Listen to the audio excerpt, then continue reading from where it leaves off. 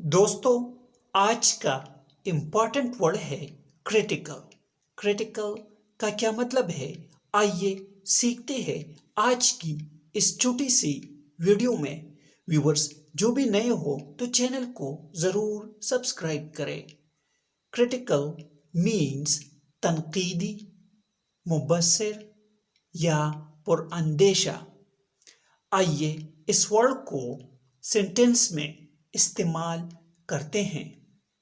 She has a talent for critical thinking. Talent means हुनर, thinking means सोचना।